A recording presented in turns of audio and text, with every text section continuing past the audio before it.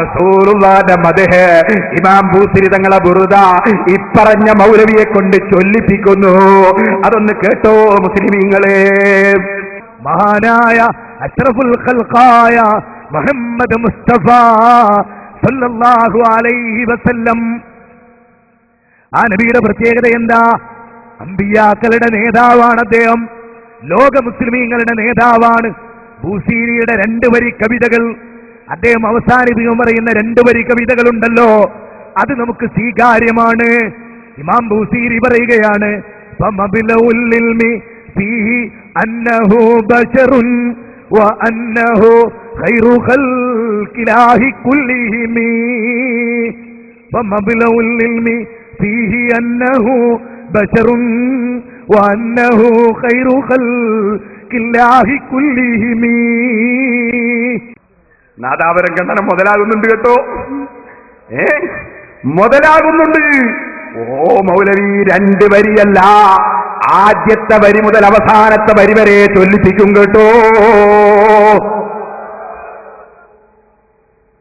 ഓ മുസ്ലിമീങ്ങളെ, എന്നിട്ടോ മൗലവി ഇവിടെ വന്ന് പറയാണ്, റസൂലുള്ളാഹിന്റെ ശഅർ മുബാറക് ഉണ്ട്, അല്ലാഹുവിന്റെ റസൂലിന്റെ ബഹുമാനമുള്ള മുടിയുണ്ട് മർക്കസിൽ.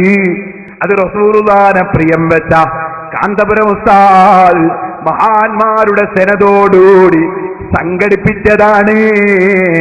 അതിനെ തെറ്റിദ്ധരിപ്പിക്കാൻ മൗലവി ഇവിടെ ചില കുതന്ത്രങ്ങൾ പയറ്റിയിട്ടുണ്ട്. ഓ മൗലവി, കാന്തപുരം ഉസ്താദ് ആരാണെന്നറിയോ നിങ്ങൾക്ക്? കാന്തപുരം ഉസ്താദ് ആരാണെന്നറിയോ നിങ്ങൾക്ക്? കാന്തപുരം ഉസ്താദിന്റെ ശിഷ്യന്മാർ അതേ 10,000 ബിരുദധാരികളുണ്ട് കേട്ടോ. ആ 10,000 അമേരിക്കയിൽ ദീന് പ്രചരിപ്പിക്കുന്നവരുണ്ട്, ആഫ്രിക്കയിലുണ്ട്, മലേഷ്യയിലുണ്ട്, ജപ്പാനുണ്ട്, ജർമ്മനിയിലുണ്ട്, ലോകം മുഴുവൻ ആ പണ്ഡിതൻ ആദരിക്കപ്പെടുന്നുണ്ട്, ആ പണ്ഡിതനെ ക്ഷണിക്കപ്പെടുന്നുണ്ട്. ആ പണ്ഡിതനെ ക്ഷണിക്കപ്പെടാത്ത ഒരു ലോക ചർച്ച ഇപ്പോഴുണ്ടോ? ചോദിക്കട്ടെ, ആ മഹാനായ പണ്ഡിതനെ അതാ ഒന്നിനും കൊള്ളാത്തവരാണെന്ന് ചിത്രീകരിക്കാൻ നിങ്ങളിവിടെ അല്ലാഹുവിന്റെ റസൂലിന്റെ മുടിയെ നിസാരപ്പെടുത്തി ശഅർ മുബാറക്കിനെ കുറിച്ച് നിങ്ങളതാ ചില കള്ള സീഡികൾ കൽപ്പിച്ചില്ലേ? ആരെല്ലാമോ വിവരമില്ലാത്തവര് പറഞ്ഞ ഫിത്നകൾ നിങ്ങൾ തെളിവാക്കിയില്ലേ? യാ അയ്യുഹല്ലദീന ആമനൂ ഇൻ ജാഅകും ഫാസിഖുൻ ബിനബയിൻ ഫതബയ്യനൂ അൻ തുസീബൂ ഖൗമൻ ബിജഹാലത്തിൻ ഫതുസ്ബിഹൂ അലാ മാ ഫഅൽതും നാദിമീൻ. ഖുർആൻ എവിടെയാ മൗലവിമാരെ നിങ്ങൾ വലിച്ചെറിഞ്ഞത്? ഖുർആനിൽ അല്ലാഹ് പറഞ്ഞത് എന്താണ്? ഏതെങ്കിലും ഒരാൾ എന്തെങ്കിലും പറഞ്ഞാൽ ഫതബയ്യനൂ, അതിന് തെളിവ് തേടണേ. വിശ്വസ്തരല്ലാത്ത പ്രസംഗകര്, അസിദീങ്ങളായ ആളുകള്, വിശ്വസ്തരല്ലാത്ത പ്രസംഗകര്, അതേ വാശിക്ക് വേണ്ടി അസൂയക്ക് വേണ്ടി എന്തും സ്റ്റേജിൽ കയറിയിട്ട് പറയുന്ന ആളുകള്, അത്തരം കക്ഷികൾ ഒരു വാക്ക് പറഞ്ഞാൽ എന്താണ് തെളിവെന്ന് ചോദിക്കേണ്ട ബാധ്യത ഇല്ലേ മൗലവി? ഫതബയ്യനൂ അൻ തുസീബൂ ഖൗമൻ ബിജഹാലത്തിൻ ഫതുസ്ബിഹൂ അലാ മാ ഫഅൽതും നാദിമീൻ. അല്ലാതെ നിങ്ങൾ ആരെ സംബന്ധിച്ചും എന്തെങ്കിലും തെറ്റിദ്ധരിച്ച് പ്രവർത്തിച്ചു പോയാൽ, പറഞ്ഞു പോയാൽ നിങ്ങൾ ഖേദിക്കുന്നവരിൽ പെട്ടുപോകുമെന്ന് ഖുർആൻ പറഞ്ഞിട്ടില്ലേ മൗലവി? യഹൂദികൾക്ക് ഖുർആൻ തെളിവല്ല, മുസ്ലിമീങ്ങൾക്ക് ഖുർആൻ പ്രമാണമാണ്. അത് അയിമ്മത്ത് ഞങ്ങളെ പഠിപ്പിച്ചതാണ്. അത് ഇമാം ശാഫിഈ റളിയല്ലാഹു അൻഹുവിനെ തെറ്റിദ്ധരിപ്പിച്ചുകൊണ്ട് അസൂയാലുക്കൾ ഫിത്ന പറഞ്ഞപ്പോ ശാഫിഈ ഇമാം തങ്ങള് ഭരണാധികാരിയുടെ മുമ്പിൽ ഓതിയ ആയത്താണത്.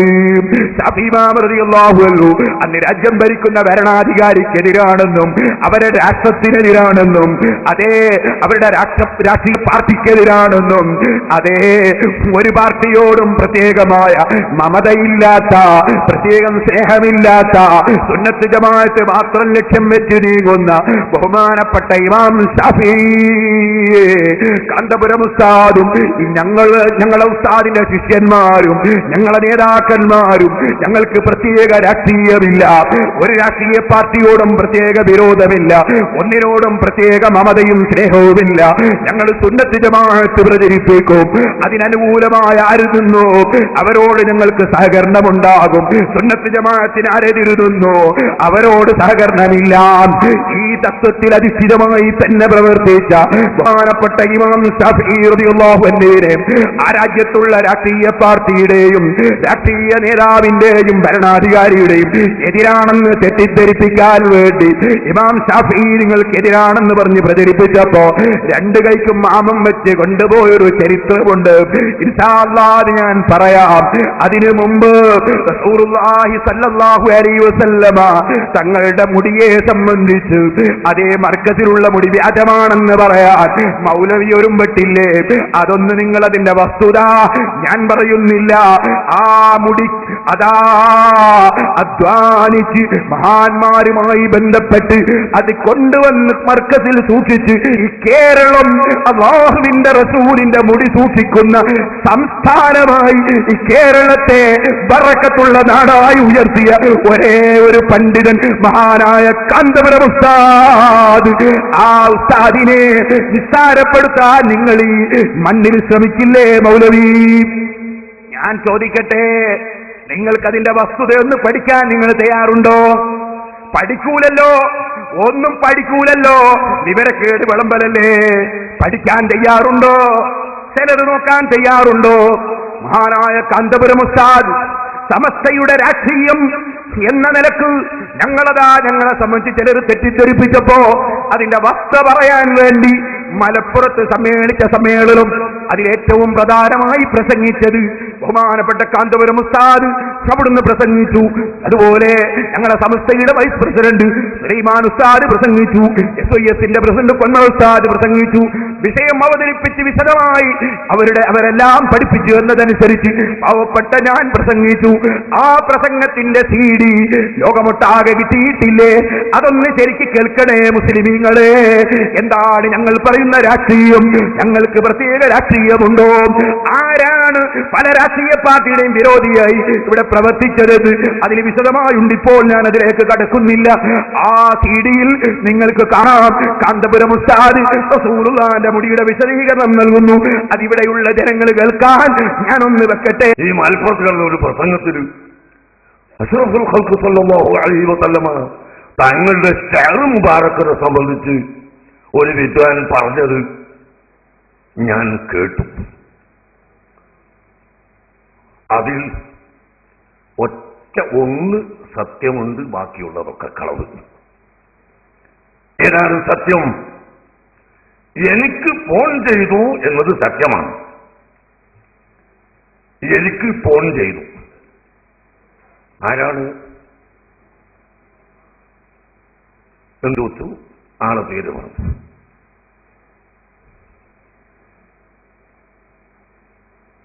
അപ്പോ ഞാൻ ചോദിച്ചു, എന്താണ് എനിക്കിപ്പോഴും ഫോൺ ചെയ്യുന്നത്?